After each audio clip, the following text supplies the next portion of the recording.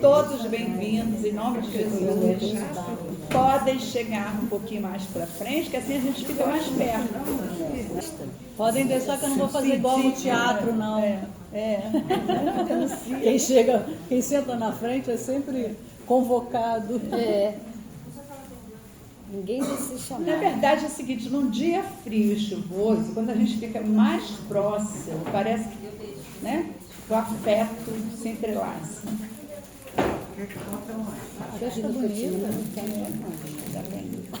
Gente, olha, sejam todos bem-vindos. Estamos aqui hoje, mais uma vez, para recarregarmos as nossas baterias, aprendermos mais um pouco sobre a doutrina espírita, trazendo hoje aqui a mestra, né, Janice, que sempre tem um monte de coisa para nos ensinar. Então, isso é sempre bom. Então, como de praxe, segundo Juliano, por favor, desliguem os celulares. Não se esqueçam para não pagarem mico. Então, vamos desligar os celulares e vamos fazer a meditação para que possamos, então, nos concentrar e entrar no clima da palestra, tá? Bom, vamos pedir a Márcia para fazer a leitura de abertura. Bom, o texto é pelas nossas crianças. Temos que cuidar de nossas crianças. Elas estão precisando muito de amor, compreensão, limites e, principalmente, atenção. Precisamos lhes ensinar com carinho e perseverança a caminhar nesta vida. Ao mesmo tempo, temos que aprender com elas o amor incondicional. Pais, o que seus filhos precisam é um pouco do seu tempo. Vale mais se doar por inteiro um pouco que seja, do que um dia inteiro sem paciência, com gritos e exigências. Um pouco só do seu tempo, com total doação, amor e cumplicidade. De nada adianta um presente se não tivermos amor para dar a essas crianças. De nada adianta trabalharmos tanto se nossas crianças ficam entregues à própria sorte. Se quisermos um mundo melhor para elas, temos que ser também pais melhores. O futuro é deles, mas tudo vai depender desse presente. Temos que criar filhos que estejam mais preparados para amar sem cobranças, para serem mais solidários e compreensivos para com os demais, para que sejam menos arrogantes e mais amorosos, que cobrem menos e se doem mais. Mas para isso eles precisam aprender com os mais velhos. Aqui estão para aprenderem a amar e não a ganhar dinheiro. Temos obrigação com eles, não em deixar-lhes heranças e bens materiais. Nossa obrigação é transmitir confiança, segurança, força e amor em sua caminhada nessa terra. O dinheiro não compra tudo. Não compra amor, ética, compaixão, honestidade e, principalmente, não compra um mundo melhor. Sejamos, então, pais responsáveis e amorosos. Sejamos nós a transmitir os verdadeiros valores para que possam cumprir o que lhes cabe, a construção de um mundo mais humano, mais ético, mais solidário e mais fraterno. Um mundo onde todos os cidadãos serão tratados como irmãos, sem preconceitos de raça, cor, religião, bens materiais. Todos somos filhos do mesmo Pai. Cumpramos, pois, nosso papel de pais e educadores com nossa obrigação de formar uma geração de cidadãos que possam governar um mundo melhor. Bom, meus irmãos, vamos fazer a prece inicial, elevando nossos pensamentos ao alto, pedindo a Deus, nosso Pai, Jesus, nosso Mestre amigo, as falanges espirituais que cuidam da nossa casa, para que nesse momento possamos abrir para os ensinamentos que serão trazidos aqui pela irmã Janice. Então vamos aproveitar, em nome de Jesus, tudo aquilo que a gente receber e botar em prática. Não adianta só a gente ficar na teoria, vamos colocar em prática. Em nome de Jesus. Janice, é com você. Boa noite a todos. Boa noite. É uma alegria muito grande estarmos juntos nessa noite gostosa. Não está calor, não está tão frio. onde a gente veio em busca do alimento da alma. Todos nós aqui estamos porque viemos beber da água viva que o Cristo nos oferece. Lembra quando Cristo chegou a Samaria e se dirigiu ao poço de Jacó? E lá estava uma mulher samaritana. Naquela época, os homens não podiam se dirigir às mulheres, jamais, muito menos as que estivessem desacompanhadas. E Jesus então se dirige àquela mulher, e que era samaritana, e ele judeu. Existia uma rixa muito grande entre os dois povos. E Jesus pede à samaritana: mulher, dê-me de beber. E ela olha e se assusta. Como assim? Que atrevimento! Tu que é homem, pedir a mim, que sou mulher e samaritana, água? E ele diz então a frase para todos nós: mulher, que era uma forma respeitosa de se dirigir a uma mulher. Mulher, se soubesses a água que eu tenho para te dar de beber, seria tu que iria me pedir, porque essa água mata a sede para a vida inteira. E é isso que viemos aqui fazer. Beber dessa água viva que é o Evangelho de Jesus, onde sacia de fato a sede espiritual que temos nessa reconexão com o Pai. A mensagem que Márcia leu fala das crianças, da importância de nós estarmos atentos às crianças e cada vez mais nesse mundo tão digital, onde a gente tem visto nas manchetes o mal que a internet tem feito às nossas crianças. E o Estado agora sancionando leis protetivas, mas nós pais, avós, tios, padrinhos e madrinhas, educadores, nós podemos fazer muito mais, atentos a essas crianças. Nós estamos começando hoje o mês de setembro, que é um mês onde nós temos as campanhas do Setembro Amarelo de combate ao suicídio.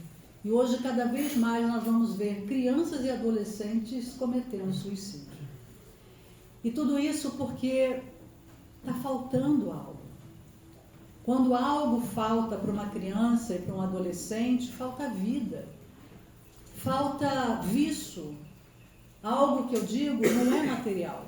Para quem não me conhece, eu sou psicóloga e eu nunca vi um paciente chegar no consultório ou durante uma sessão e expor um trauma porque não teve um brinquedo, uma alimentação melhor, uma casa bonita.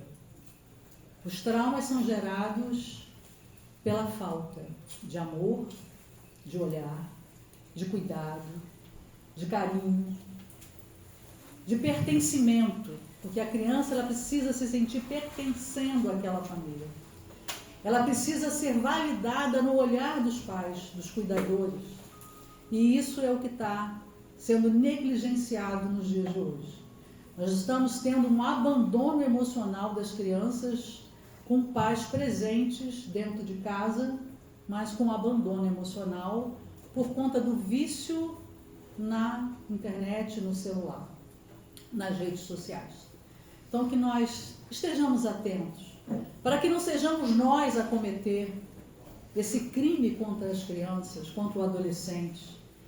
É mais fácil deixar o adolescente no quarto, a criança no seu quarto, e achamos que estão seguros, porque não estão lá fora. Melhor que estivessem lá fora, brincando, se relacionando com seus pares, com crianças da mesma idade, brincando, jogando queimada, como outrora eu fazia, né? Mesmo namorando precocemente, roubando beijos. Mas o perigo hoje está dentro do quarto, dentro da casa.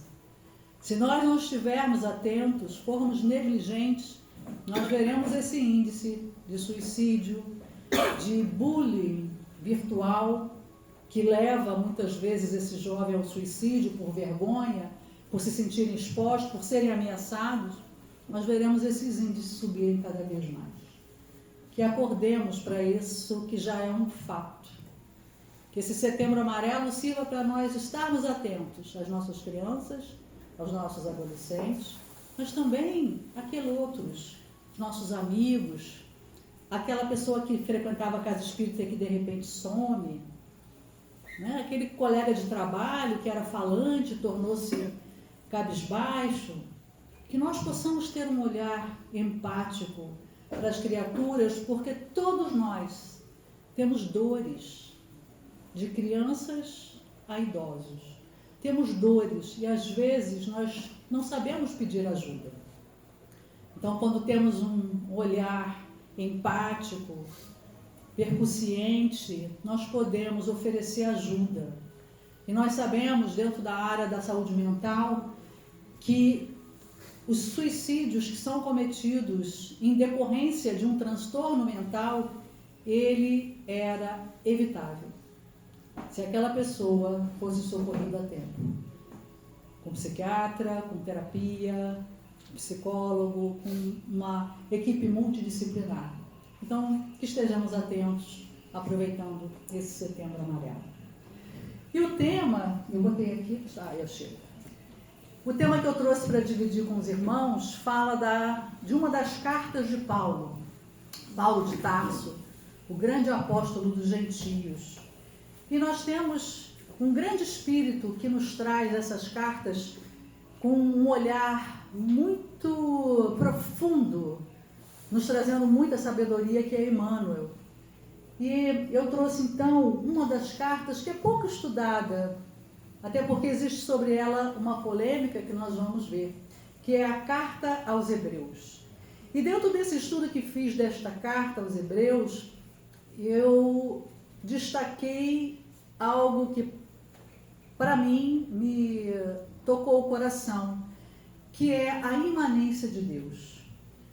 Nós falamos muito de Deus, pensamos em Deus, refletimos sobre Deus e não sabemos o que é Deus, né?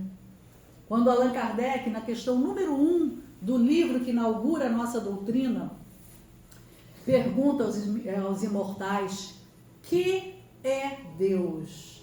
Ali tem um marco dentro da teologia. Porque até então nós perguntávamos: quem é Deus?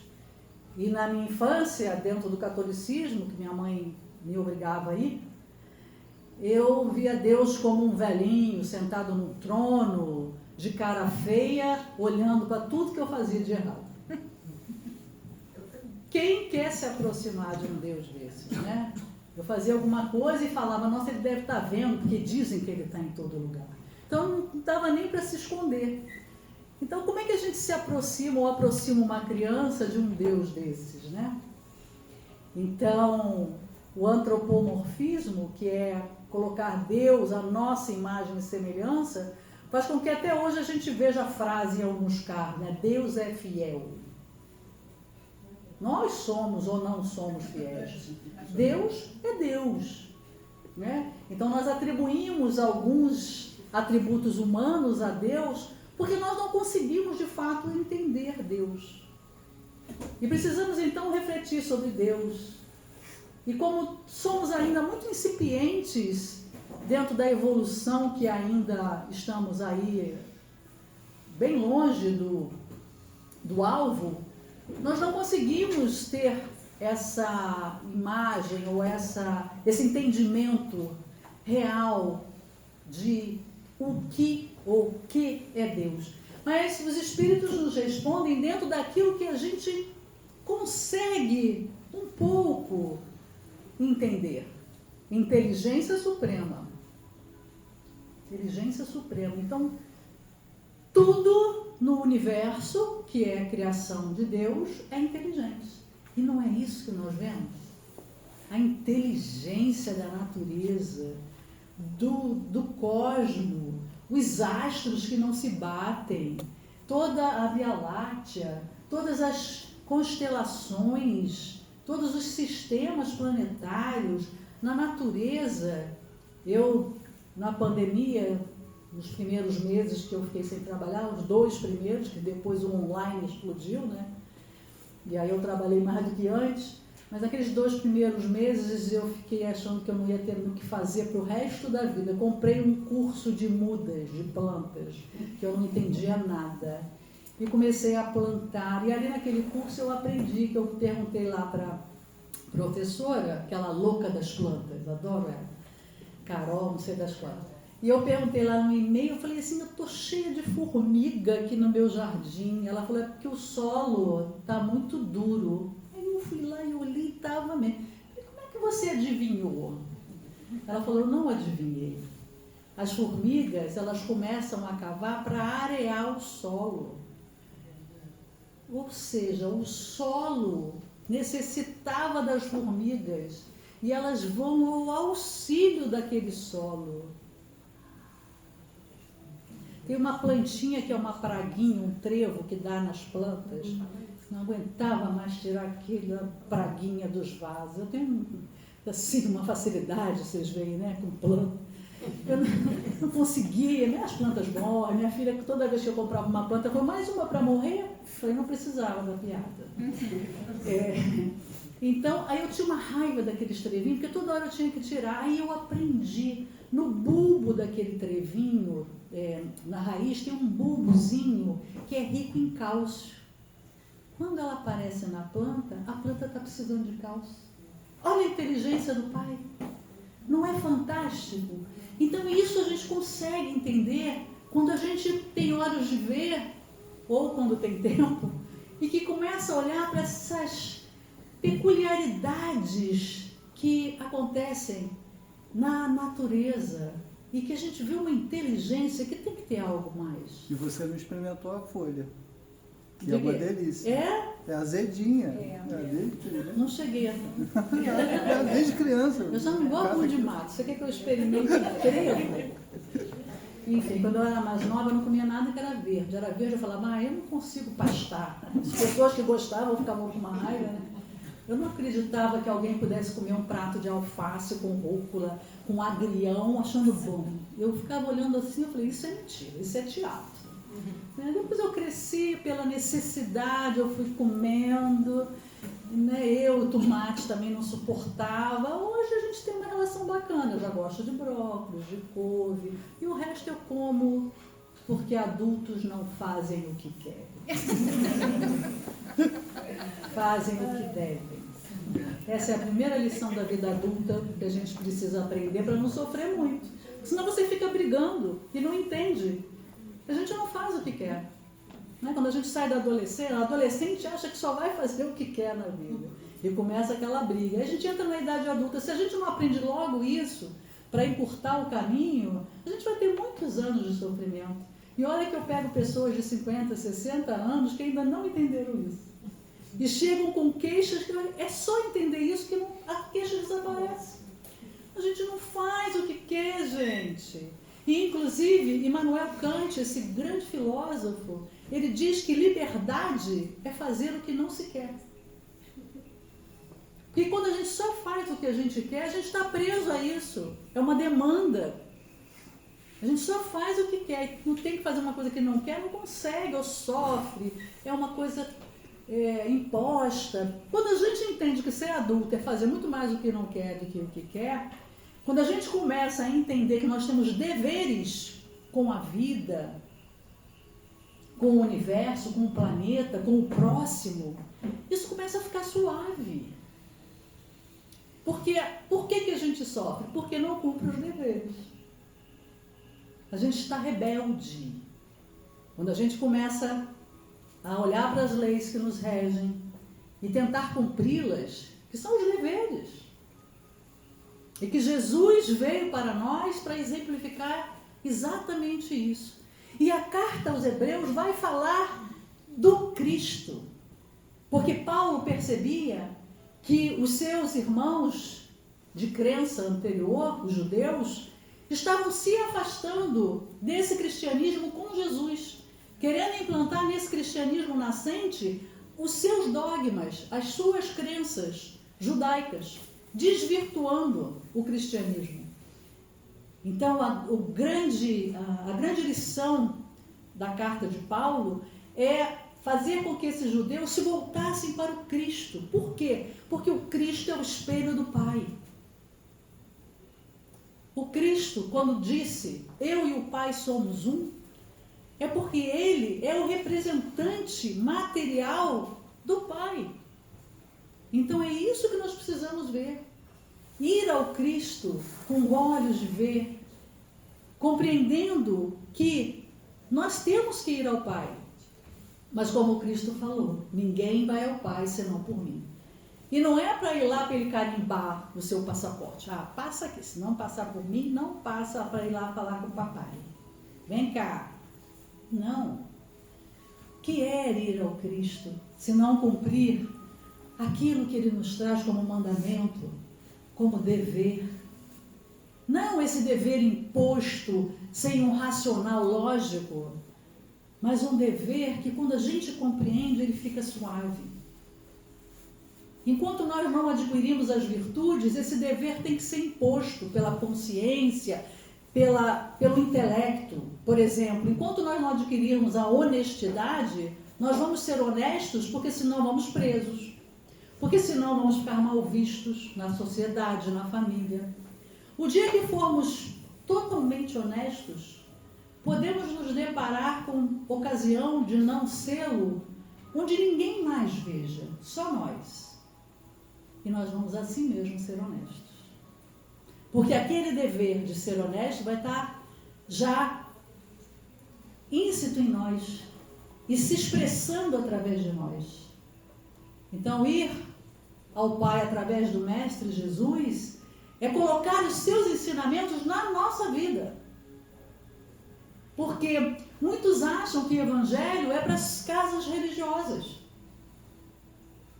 Que o Cristo, pensar no Cristo, falar no Cristo, ou é quando a gente está num templo, ou é quando a coisa aperta. Nós precisamos ter intimidade com Jesus. E é no dia a dia. Quando você está com pressa e vem alguém que quer entrar com o carro, como agora eu vinha na sua frente, e você tem vontade de passar por cima e você fala, não posso, é meu próximo. Quem sabe ele está com mais pressa que eu. E você freia e deixa passar. No início com raiva, você tinha vontade de passar por cima.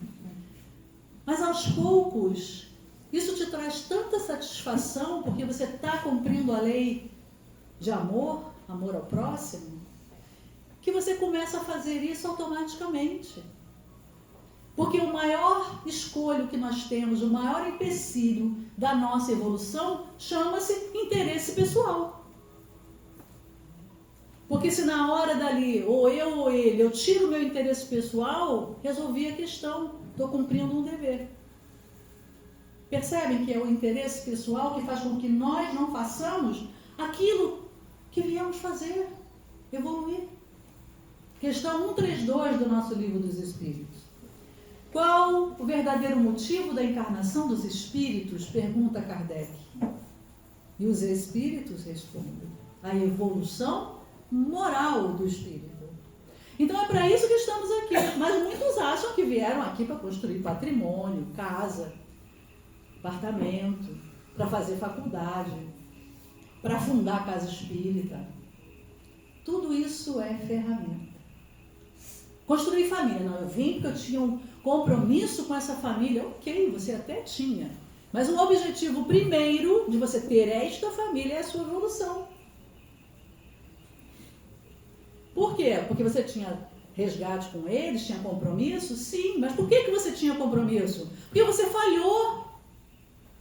E aí quando você tem uma nova chance, você vem aqui para se melhorar.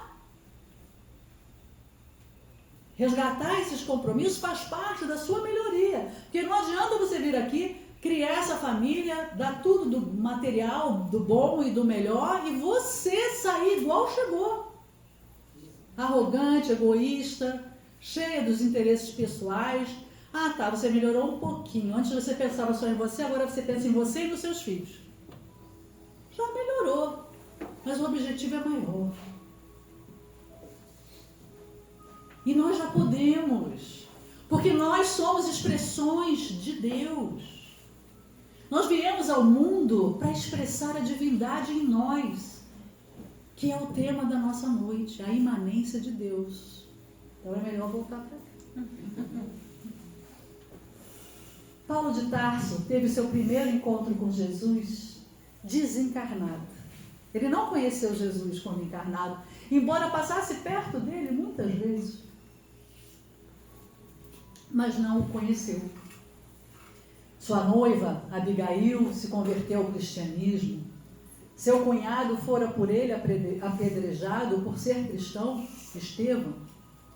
Jesus estava sempre próximo a ele, até o seu mestre judeu, Gamaliel, tinha simpatia pelo Cristo. E ele odiava o Cristo. E por que Paulo odiava o Cristo? Porque para ele, Jesus contrariava o seu Deus.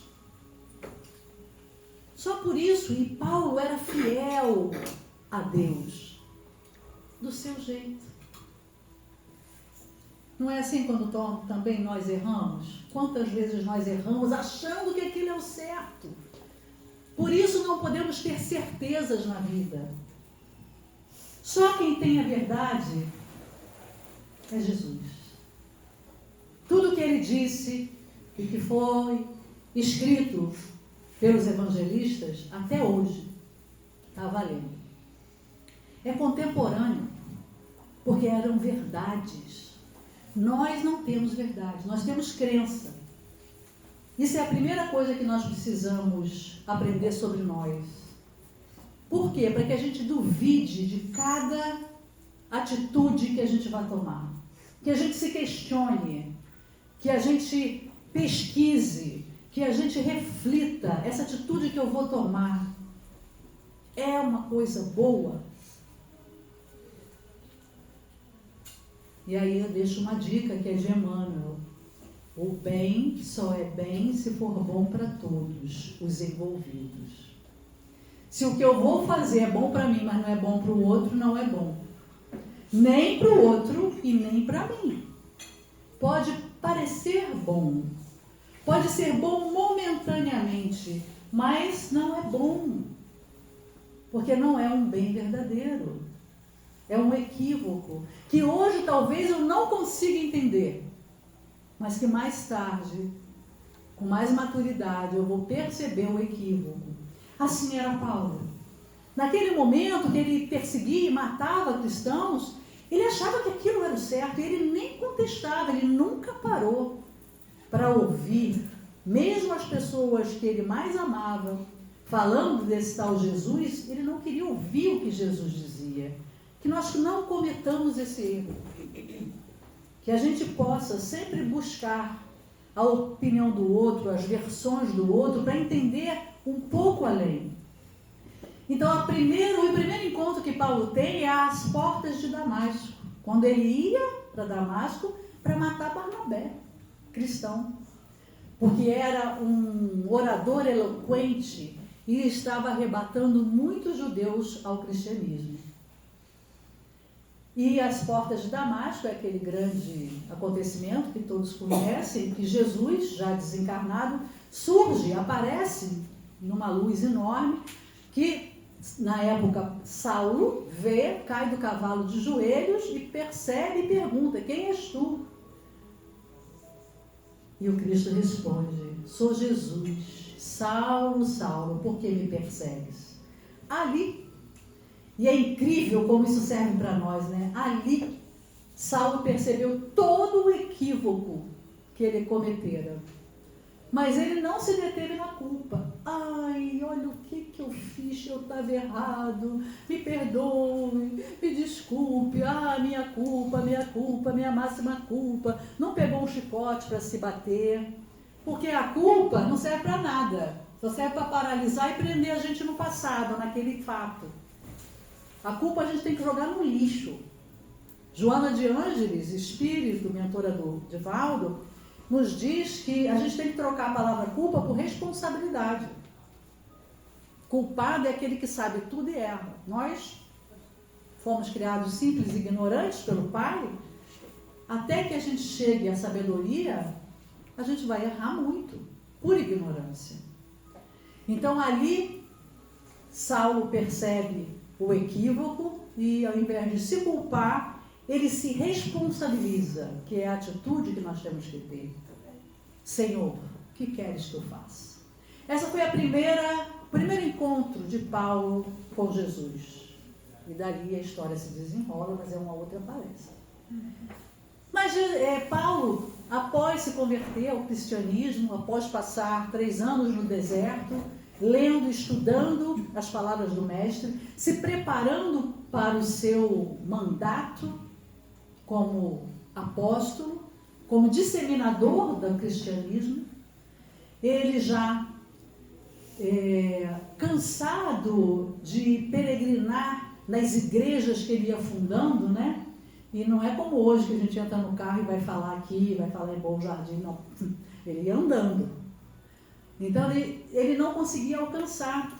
E aqueles irmãos que frequentavam as igrejas escreviam a Paulo ou mandavam pessoas irem a Paulo com os seus questionamentos. E Paulo estava muito aturdido porque ele não conseguia atender a todas as demandas da igreja. Então, o segundo encontro de Paulo com Jesus foi na igreja de Corinto. Paulo sentia-se incapaz de atender a todas as necessidades das igrejas, quando certa noite rogou a Jesus em lágrimas que não lhe faltasse com o socorro necessário ao cumprimento integral de sua tarefa. Terminada a oração, sentiu-se envolvido em branda claridade, sentindo que recebia a visita do Cristo. Extremamente emocionado, ouviu uma advertência serena e carinhosa. Não temas, prossegue ensinando a verdade e não te cales, porque estou contigo. Não é possível atender a todas as necessidades pessoalmente, mas podes escrever a todos os irmãos em meu nome. Doravante, Estevão, que era aquele a quem ele assassinara, né? Mas que nunca guardou mágoa, porque já era um espírito mais avançado, né? Doravante, Estevão permanecerá mais junto a ti, transmitindo os meus pensamentos. Começa assim uma nova etapa na vida de Paulo. Nasceram as primeiras cartas imortais cuja essência espiritual provinha da esfera do Cristo, através da contribuição de Estevão. E onde a gente tem a fonte dessas informações? No livro Paulo e Estevão, ditado pelo Espírito Emmanuel ao nosso querido Chico Xavier. E existe então, sobre essa carta que eu trouxe, a carta aos Hebreus, uma polêmica. E a dúvida é sobre a autoria, se seria de Paulo ou não. A carta é considerada uma das epístolas paulinas do cânon bíblico, ou seja, aceita pela igreja. Mas alguns estudiosos argumentam que o estilo, a teologia e o vocabulário da carta são diferentes dos das outras cartas de Paulo. Propostas alternativas para a autoria, então, os estudiosos, os teólogos, eles acham que não foi Paulo que escreveu essa carta, porque ela difere de todas as outras na sua linguagem. Então, eles propõem que a autoria poderia ter sido de Barnabé, de Apalão, de Lucas, ou até mesmo de Priscila, que era esposa de Áquila. Priscila e Áquila é um casal que é citado na Bíblia e que foram grandes amigos de Paulo. Eles acompanharam Paulo em muitas das suas peregrinações e na formação de várias igrejas cristãs, né, daquele início. Nesse livro, Paulo e Estevão, Emmanuel informa que, com exceção da carta aos Hebreus, então a gente tem essa informação que para nós espíritas ela é verdadeira, né, porque nós acreditamos na psicografia de Chico Xavier. A gente não pode levar isso para quem tem outras crenças, porque provavelmente não vão acreditar, mas nós que acreditamos nessa forma, que é um dos princípios básicos da nossa doutrina, que é a comunicabilidade entre os dois planos da vida, nós temos essa informação como verdadeira. Então, Emmanuel informa que, com exceção dessa carta, que foi do próprio punho, os demais textos foram ditados por Paulo e compilado por escribas. Então, por isso, essa diferença. Porque a carta aos Hebreus seria a única que Paulo grafou. Em Epístola aos Romanos, um dos escribas deixou registrado o seu nome. No capítulo 16, versículo 22, diz assim: Eu, Tércio, aquele que redigiu a epístola, vos saúdo no Senhor. Então, esse é um exemplo de que Paulo ditava as cartas até e Tércio redigia. Essa tradução está vinda do grego direto para a língua portuguesa pelo nosso querido Haroldo Dutra Dias. Então, Paulo diz assim, grafado nesse livro: esta é a epístola aos Hebreus. Fiz questão de grafá-la valendo-me dos próprios recursos, pois que a dedico aos meus irmãos de raça, e procurei escrevê-la com o coração. Paulo escreve essa carta quando estava preso em Roma, sua última prisão. Ele sabia que a sua desencarnação estava próxima. A carta aos Hebreus é a carta de alguém que já está quase no mundo espiritual. Ele já contava com mais de 70 anos. Para aquela época era um prodígio chegar a essa idade. É a carta de alguém que já vê a vida em perspectiva, que já ganhou maturidade através das vivências, através das experiências muito dolorosas, inclusive. Paulo foi preso diversas vezes, apedrejado, chicoteado, em nome, da crença que ele defendia, do cristianismo.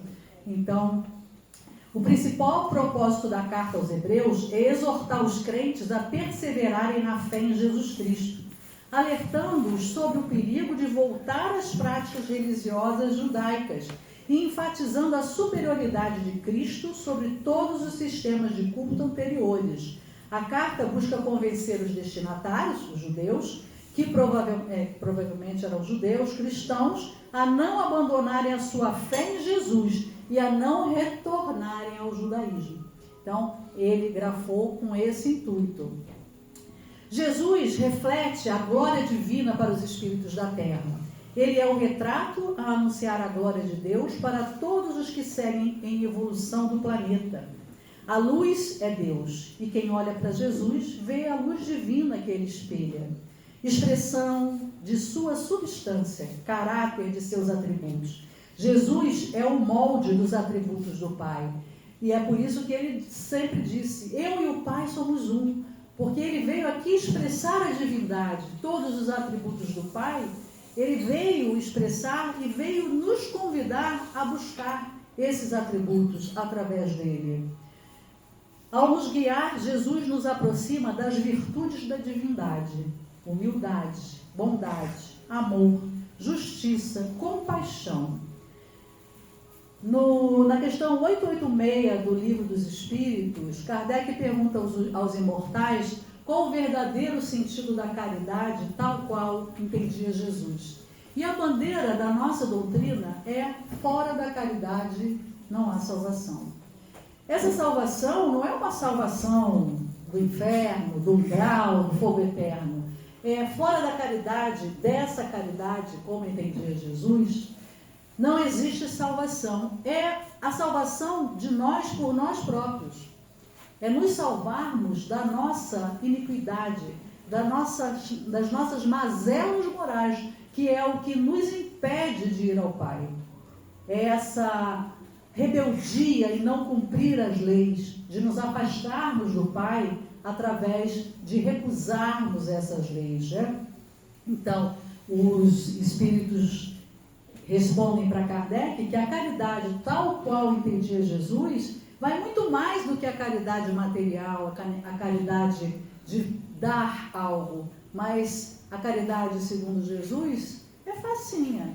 Benevolência para com todos. Todos. Nós temos que ser bons para todos. Todos. Aquele que pensa como nós e aquele que pensa diametralmente diferente de nós.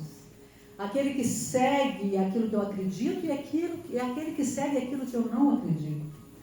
Aquele que tem a mesma ideologia política que eu e aquele que tem a oposta. Bons para todo mundo. Aquele que eu acho bom e aquele que eu acho o pior das pessoas. É benevolência para com todos. É nós olharmos no noticiário e vermos um estuprador, um assassino e não odiarmos. Sermos bons para com ele. Sermos capazes de fazer uma prece. Facinho, né?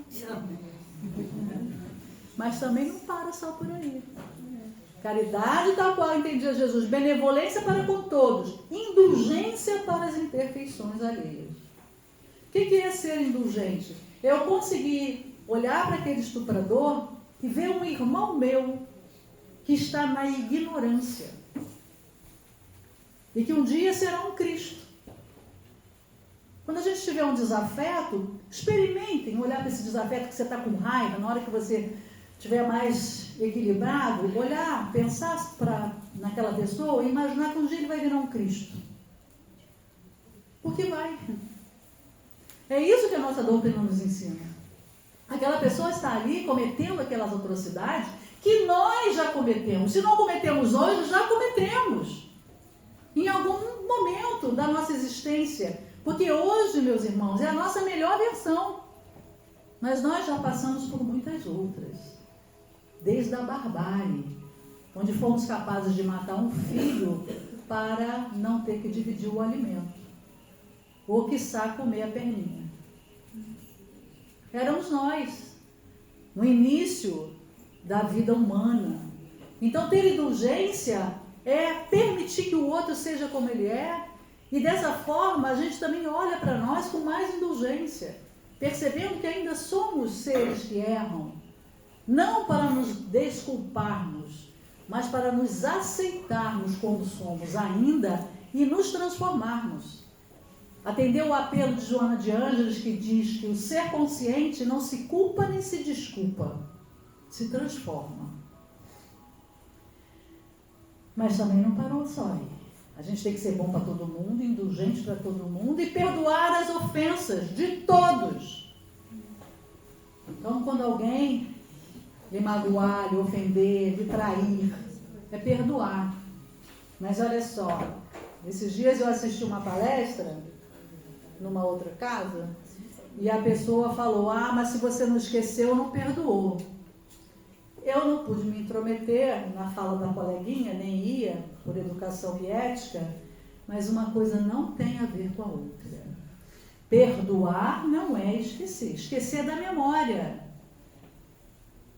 Mas só quando eu for um espírito puro, aí eu vou esquecer a ofensa, não vou nem lembrar. Mas enquanto eu não sou, eu posso perdoar e não esquecer. E tem coisas que é bom que a gente não esqueça, para que a gente não se submeta novamente.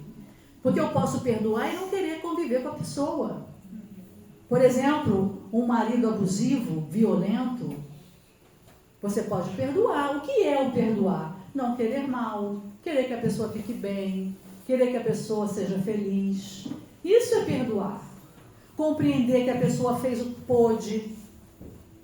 Ela fez o que pôde, porque assim a gente faz o que pode. Compreender que não fazem com a gente aquilo que a gente não deixa, então a gente tem uma parcela de responsabilidade no acontecido.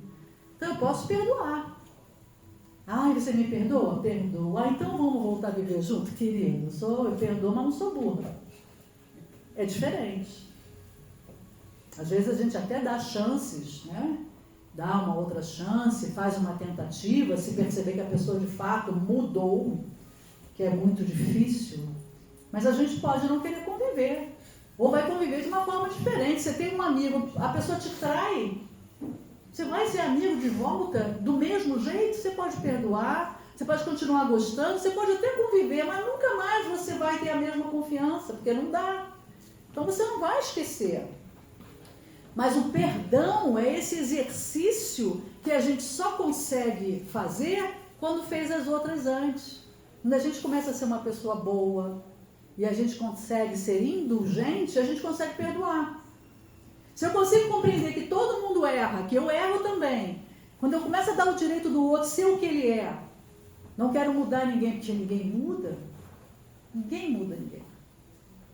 Isso é uma ilusão que a gente até pode ter na adolescência. Eu vou casar com ele, eu vou mudar ele. Que engano. Né? Esses dias eu recebi uma paciente que está tendo problemas com o marido, acha que está traindo. Aí vai me contando a história. Como é que eles se conheceram? Ele era casado, traiu a mulher com ela. Ela casa com ele e acha que ele, não, comigo não. O problema não era a outra, o problema é a pessoa, né? Ou a pessoa tem caráter ou não tem. Ela vai mudar de uma hora para outra? Não, vai depender da circunstância. Enfim, quando a gente consegue entender isso e dá o direito do outro errar, a gente consegue perdoar. Porque a gente percebe que o outro não fez, não é com você, não é pessoal. Se fosse outra pessoa, faria. Olha esse exemplo. Ele traiu a outra, não é porque a outra negligenciou, quer dizer, eu não sei o que aconteceu, mas não é porque a outra fez isso ou deixou de fazer aquilo. Traiu porque era da natureza dele ainda a leviandade. Ah, mas se apaixonou, ok, você pode se apaixonar e ninguém está livre de estar casado e se apaixonar por outra pessoa. A traição é outra coisa. Traição é descumprir um contrato. Porque se você tem um contrato de fidelidade com alguém, que você pode não ter. E aí tudo bem. Mas se você tem um contrato de fidelidade com alguém, a gente tem que cumprir. Ah, me apaixonei por outro. Vai ali e desfaz o vínculo. Olha, sinto muito, me apaixonei. Né? E aí vai e segue a vida. Ninguém é obrigado a nada. Temos livre-arbítrio. Agora, cumprir os acordos é fundamental, né? Para que a gente tenha minimamente uma vida organizada, não fazer o outro que não gostaríamos que fizessem a nós. Não é mesmo? Mas, para conseguirmos nos fortalecer nessa caminhada evolutiva, que às vezes é tão difícil, nós precisamos sentir Deus. Porque muitas vezes eu vejo as pessoas colocando Deus num lugar tão... porque a gente não entende muito bem, e a inteligência suprema, causa primária de todas as coisas, mas tá onde? Aí a gente vai para os atributos de Deus, para a gente conseguir entender um pouco. Então Deus, Ele é onipotente, onipresente, ou seja, Ele pode tudo, Ele está em todo lugar. Isso a gente consegue entender. A gente consegue entender que Deus é a justiça suprema, que Deus é a bondade suprema, que Deus é perfeição. A gente consegue entender. Mas a gente, às vezes, não consegue sentir Deus. E não existe nada fora de Deus. Por isso, nós precisamos sentir e aprender que Deus é imanente. Imanente. A imanência refere-se a algo que tem em si próprio o seu princípio e o seu fim. Imanente é o ser presente e ativo na sua criação. Então, onde está Deus? Ah, eu vou na casa espírita, eu estou precisando encontrar Deus. Não precisa. Onde você estiver, Deus está. Não existe fora de Deus. Nós estamos em Deus. E Deus está em nós. Essa imanência, nós precisamos sentir. Sentir Deus pulsando dentro de nós. E entender que nós viemos ao mundo para expressar Deus. O que quer dizer isso? Quando eu não estou sendo a expressão desse Pai, eu não estou sendo eu. Então, quando eu sou egoísta, eu não estou sendo esse ser divino. Eu não estou expressando Deus. Quando eu sou boa, eu estou expressando Deus. Quando eu sou compreensiva, tolerante, indulgente, eu estou sendo a expressão do Pai. Isso, o que faz de prático na vida? Eu entro em sintonia com o Pai que está em mim. Eu fico uníssona. Eu começo a sentir. Jesus não disse, eu e o Pai somos um? Se Ele e o Pai é um, e se Deus está dentro de mim também está o Mestre Jesus. E eu começo a sentir o meu Cristo interno. Eu começo a sentir o meu Deus interno. E isso me dá todas as potências que tem o meu Pai. Isso faz com que eu me sinta seguro. Com que o meu medo vá embora. Como eu não preciso mais que ninguém me valide. Porque o meu Deus me valida. Porque Deus está em mim. Porque eu sou uma pessoa especial. Porque eu tenho Deus dentro de mim. Isso faz com que a nossa autoestima melhore. Eu não preciso que o outro me diga que eu sou competente, que eu sou bonita, que eu sou uma pessoa boa. Eu sinto isso dentro de mim. Eu sinto que eu sou uma pessoa boa, eu sou uma pessoa bela, porque Deus está em mim. E aí eu começo a me conectar com todos os outros seres. Por quê? Porque o Deus está dentro de todos. Tem um cumprimento oriental que diz, né? Namastê. O Deus em mim saúda o Deus que está em você. É isso. É praticar o namastê diuturnamente, sem palavras. Mas você sabendo que quando você está olhando para alguém, quando você está se relacionando com alguém, você está se relacionando com o Deus interno desse alguém através do seu. E isso faz com que a gente comece a olhar cada um como potencialidades, como expressões divinas. E aí a gente para de criticar e começa a ver a beleza que tem em cada um. Assim é mais fácil ser bom. É mais fácil ser indulgente. E é mais fácil perdoar. Porque eu vejo o meu reflexo no outro. E isso me irmana. E isso me fortalece. E não mais ensinará cada um a seu próximo, nem cada um a seu irmão, diz a carta aos Hebreus. Conhece o Senhor, porque todos o conhecerão, desde o menor deles até o maior.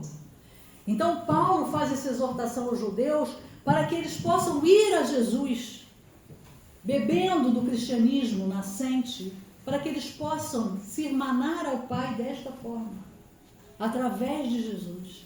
Essa era a preocupação de Paulo nessa carta, grafada por suas mãos, dentro da última cadeia que ele visitou. A carta aos Hebreus nos mostra que, embora a criação seja infinita, Deus começa onde o infinito termina. Nós precisamos compreender que Deus transcende a criação como o autor é maior que sua obra. O Espiritismo trouxe uma contribuição imprescindível para a nossa compreensão de Deus, para que superássemos o antropomorfismo. Allan Kardec, além de nos trazer uma nova noção de Deus na questão número 1 do Livro dos Espíritos, nos traz o fluido cósmico universal, onde vamos compreender que é nesse oceano de energias que a criação infinita de Deus está mergulhada. Estamos mergulhados nesse amor do Pai. Precisamos nos conectar a esse amor, porque nós estamos nele. Não existe fora de Deus. Nas tradições hebraicas, um dos nomes de Deus é o lugar. Deus é onde as coisas estão. A carta aos Hebreus começa trazendo aspectos da transcendência divina, mas caminha para a imanência divina, sem a qual não conseguimos fazer uma conexão afetiva e emocional com o Pai. Porque nós precisamos sentir o Pai.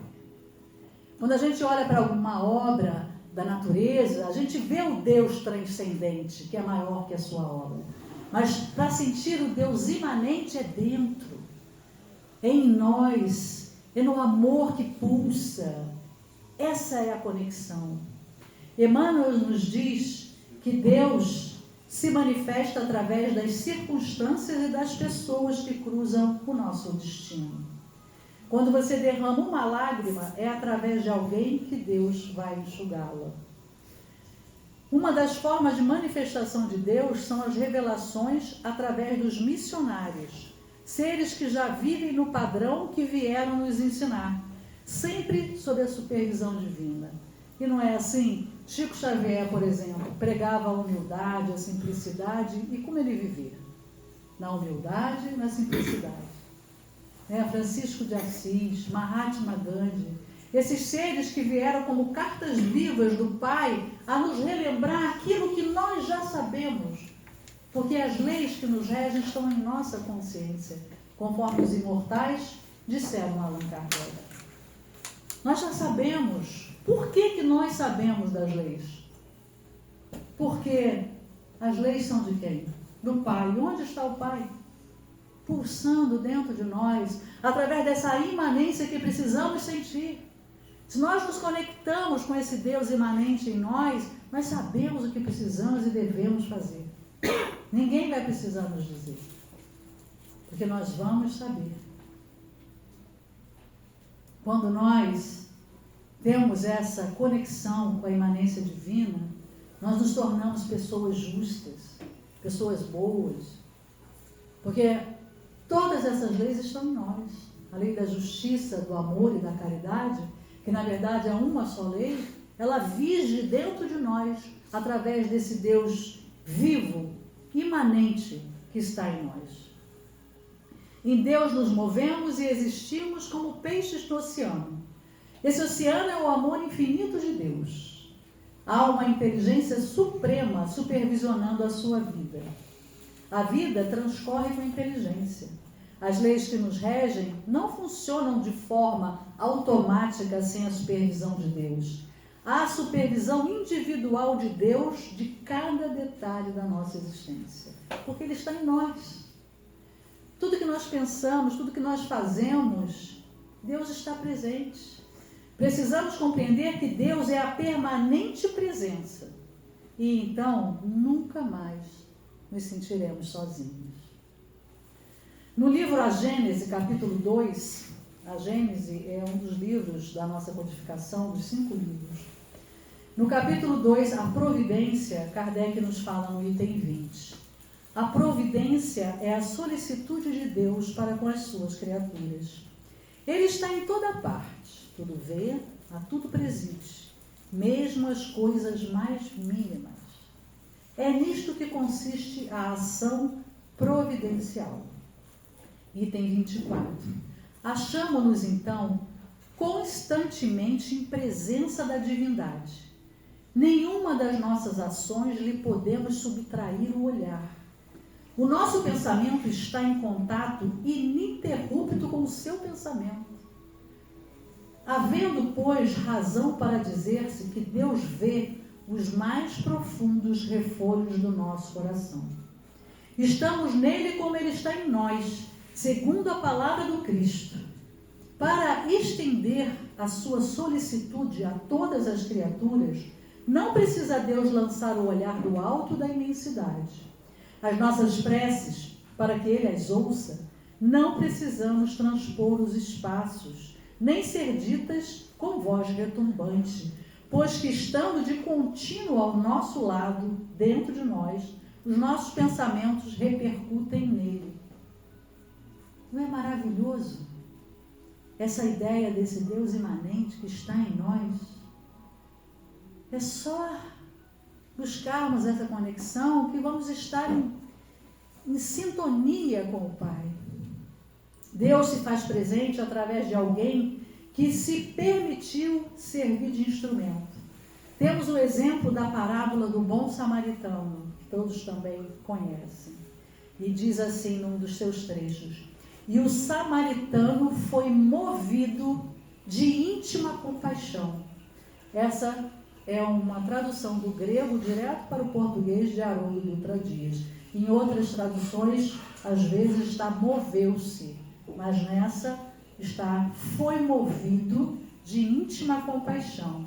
Quem teve compaixão daquele homem foi Deus. E essa compaixão contagiou o samaritano de modo irresistível. E segundo os ensinos de Jesus, essa é a maior conexão que podemos estabelecer com Deus. Permitir que o amor e a compaixão de Deus se expresse através de nós. Olha que coisa linda. Por isso a gente se sente tão bem quando a gente ajuda alguém. Porque não foi o nosso amor que foi movido. Nós fomos movidos pelo amor de Deus. É Deus atuando através de nós. Que maravilha! Isso é a imanência divina. É o Deus presente em cada ato de nossas vidas. É Deus no sorriso que eu ofereço, na ajuda oferecida, num copo d'água, numa palavra que pode salvar uma vida. A vida se desdobra num conjunto complexo de circunstâncias. Algumas agregam, outras desagregam. E é exercendo o livre-arbítrio que nós nos alinhamos.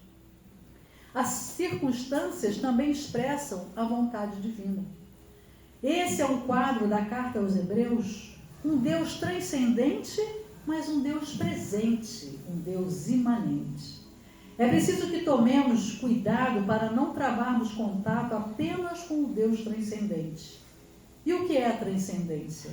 É a ideia de Deus, que Deus está acima e além do mundo material, sem ser limitado por ele. Mas nós precisamos de mais. Nós precisamos ter a ideia do Deus imanente. Imanente, presente e ativo na sua criação. Porque nos momentos das nossas maiores dores, se nós não tivermos o sentimento do Deus imanente, será muito mais difícil suportar as dores e as circunstâncias. Quando nós sentimos Deus imanente em nós, a força que vem dessa conexão faz com que nós atravessemos qualquer tempestade com equilíbrio, com dor, mas sem sofrimento, com compreensão de que se Deus está imanente em mim e aquilo aconteceu, é porque eu preciso passar por aquilo. É porque aquilo é bom, é útil e é justo. Não é uma fatalidade. É algo que vem para o nosso bem. Porque Deus é bondade infinita. E esse Deus imanente, quando permite algo a nos chegar, é porque isso é bom para nós. Agora, para nós, então, encerrarmos, eu vou fazer uma prece. Eu pediria que todos fechassem os olhos e ouvissem com o coração. Prece. Senhor, que és o céu e a terra, que és a vida e a morte, o sol és tu, e a lua és tu, e o vento és tu. Tu és os nossos corpos e as nossas almas. E o nosso amor és tu também. Onde nada está, tu habitas. E onde tudo está, o teu templo. Eis o teu corpo. Dá-me alma para te servir e alma para te amar. Dá-me vista para te ver sempre no céu e na terra. Ouvidos para te ouvir no vento e no mar. E mãos para trabalhar em teu nome. Torna-me puro como a água e alto como o céu, que não haja lama nas estradas dos meus pensamentos, nem folhas mortas nas lagoas dos meus propósitos. Faze com que eu saiba amar os outros como irmãos e servir-te como a um pai. Minha vida seja digna da tua presença. Meu corpo seja digno da terra, tua cama. Minha alma possa aparecer diante de ti como um filho que volta ao lar. Torna-me grande como o sol para que eu te possa adorar em mim. E torna-me puro como a lua para que eu te possa rezar em mim. E torna-me claro como o dia para que eu te possa ver sempre em mim e rezar-te e adorar. Senhor, protege-me e ampara-me, dá que eu me sinta teu. Senhor, livra-me de mim. Fernando Pessoa. Muito obrigada e muita paz a todos. Muito obrigada, gente. Vamos encerrar com a prece. Doutora Janice, mais uma vez, né? Com vocês. Eu sempre exploro. Fazer o quê, né? Estou aqui para ser explorada, me use, me abuse. Quem muito deve não reclama. Convido a todos a buscar o seu santuário íntimo para a nossa prece final. Deus, Pai amado, autor de nossas vidas, Jesus, meio Nazareno. Aqui reunidos estamos para agradecer, porque já te conhecemos, porque temos a ti como bússola segura para buscar uma vida mais ditosa, mais leve. Que não nos esqueçamos disso no mundo lá fora, onde os apelos da matéria são inúmeros, mas que possamos nos lembrar que somos espíritos habitando um corpo de carne, que aqui viemos na busca da melhoria moral, que possamos olhar os nossos irmãos em humanidade como verdadeiros irmãos, para que assim possamos, como dizia o apóstolo Paulo, suportar-nos uns aos outros. Se ainda não conseguimos nos amar, que podemos nos suportar com gentileza, com carinho, para que a vida não vire um fardo. Ajuda-nos, Senhor, nesse propósito. Te pedimos agora pelos nossos irmãos que passam pelos nossos pensamentos, necessitados do corpo e da alma, por esses espíritos que aqui foram trazidos para tratamento, para estudo, que todos nós, encarnados e desencarnados, possamos ser atendidos, ser abençoados pelo teu amor infinito, Jesus. E por último, queremos te pedir pelos nossos irmãos mundo afora, que estão a braço com as dores, sofrimentos atrozes, em especial para aqueles que se encontram nas zonas de guerra, para que tenham a esperança de um futuro melhor. Sê com todos, Senhor, derrama no nosso planeta azul o teu amor infinito e despede-nos na tua paz. Que assim seja. Vou pedir mais um minutinho a vocês para a Rusa falar sobre o objetivo da cesta que está ali. Essa cesta bonita que está aqui, Fala mais alto. essa cesta bonita que está aqui é uma rifa que nós estamos fazendo. Essa rifa, o dinheiro não fica para o GEL, ele vai para uma amiga nossa da casa que precisa fazer uma cirurgia, uma médium da casa. Então resolvemos fazer essa cesta para ajudar, tá? E tem aqui quase R$600 em produtos. Então custa R$10 a rifa. Eu já vendi bastante, quero vender mais, muito mais, tá bom? Então tem com o Bruno, comigo, qualquer da casa vocês podem comprar essa rifa, tá bem? Então nós contamos com a colaboração de vocês. Agradecemos a presença de todos. Até a próxima segunda-feira. Que Deus abençoe cada um de vocês. Uma santa semana.